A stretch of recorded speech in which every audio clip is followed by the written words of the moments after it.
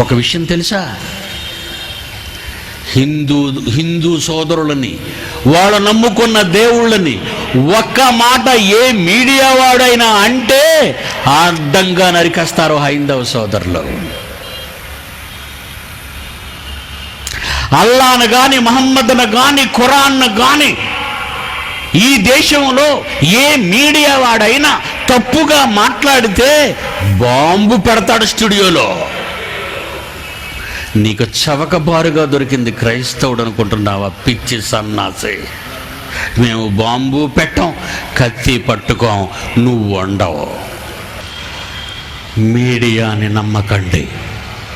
అబద్ధాలు ప్రకటించటంలో వాళ్ళే సాటి. దేవుని భయం లేని వాళ్ళు వీళ్ళంతా. వాదించి ఒప్పించే క్రైస్తవుడున్నాడు, ఛాలెంజ్ విసిరితే ముందుకెవడు రాడు.